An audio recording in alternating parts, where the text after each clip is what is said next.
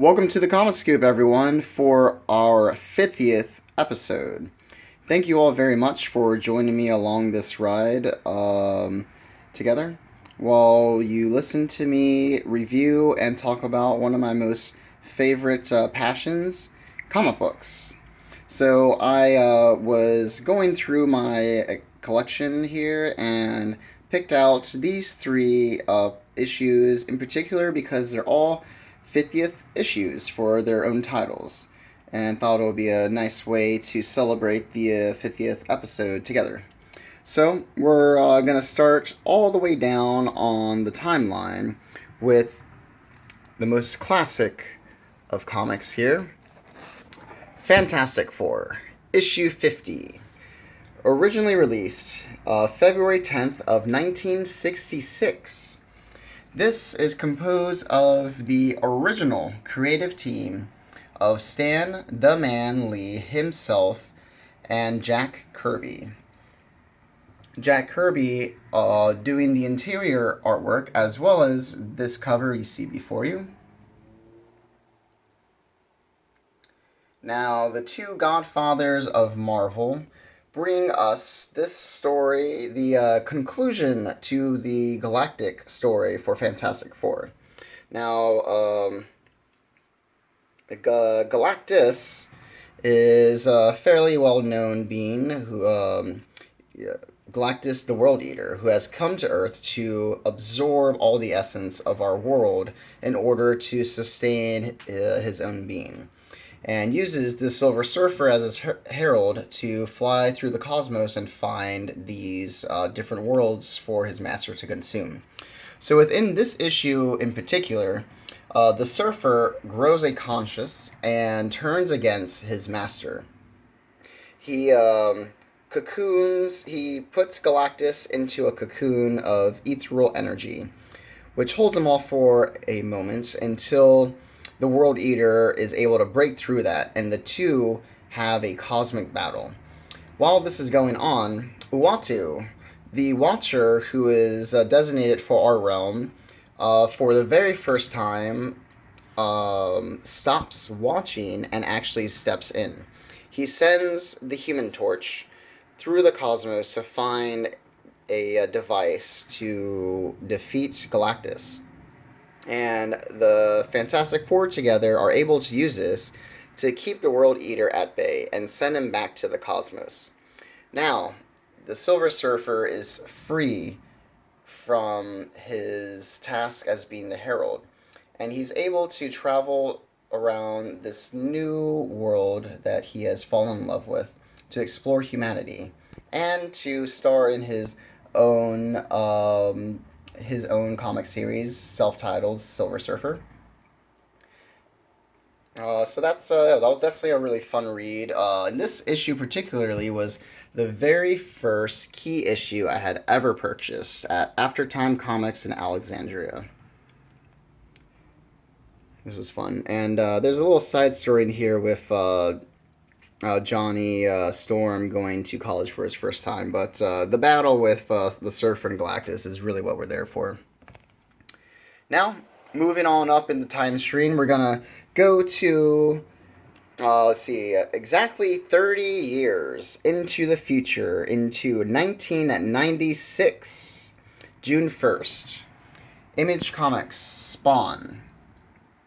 This 50th issue was done by Spawn's creative team of Todd McFarlane and Greg Capullo. Todd McFarlane doing the cover art we see here with Greg Capullo's interior artwork. Have the 50s all along the border there, which is pretty fun. Love that Spawn pose there. So in this issue, it's broken up into part 1 and part 2. In part 1, Al is advised by Cagliostro, who has kind of been a mentor to him, to cease using his powers, and specifically his anger. There was a short period where Al and his costume were separated with each other. And this put his symbiote into a shock, which has forced it to evolve. And essentially, if it's threatened anymore, it's going to return back to hell, bringing Al along with him. Now, while this is happening, Spawn's former friend Terry, who had married Al's wife, is in the hospital on his deathbed, dying of a cancerous tumor. Al, not wanting remotely to consider saving his former best friend, does the bigger thing and saves his life because he wants to keep Wanda, his former wife, happy, and he makes her happy. So this single act sends him back to hell.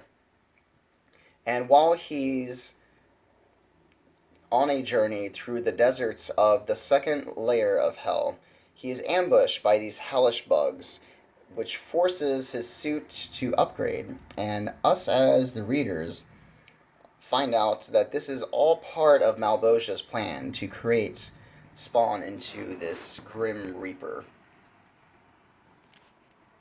Now, moving further up into the timeline to something a lot more within our current space. This is Batman Beyond, issue 50, that released just a couple years ago in December 22nd of 2020. This is done by the awesome creative team of Batman Beyond of Dan Jurgens, Sean Chen, Sean Parsons, and a Chris Sotomayor. They had a really good run with Batman Beyond, and this 50th issue was actually the final issue of their run. I have a variant cover here done by Francis Manapul, which I just really love, like the simplistic colors there and the usage of the shading. It's pretty awesome. So this issue features a returning villain from the original Batman Beyond animated series, Ink. She first appeared in Season 1, Episode 11, titled Disappearing Ink. Now, in this issue, Ink is degrading and is trying to use different tech from Wayne Industries to sustain her form. And in order to obtain this tech, Ink is posing as Batman and setting Terry up for all these crimes that she's committing, and she even murders someone on tape. Not only that, but she faces Bruce Wayne, and Bruce, who was at the moment babysitting Terry's younger brother, steps in and fights Ink, but is injured, and he's put into the hospital.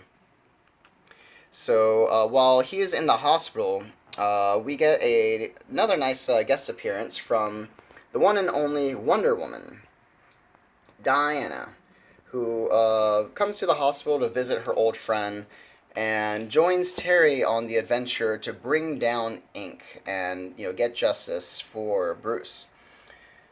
It was a pretty cool issue, and I really enjoy, by the end of it, Wonder Woman says to Terry that her and some friends have been watching his career as Batman, and he has now been invited to join them because, in her words, the Justice League is not complete without Batman.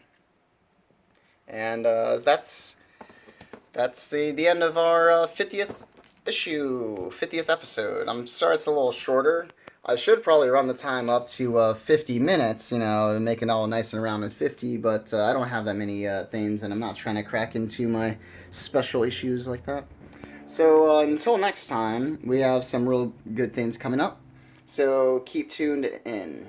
Thank you all for watching, and I look forward to doing many, many more of these. Keep on reading, everyone.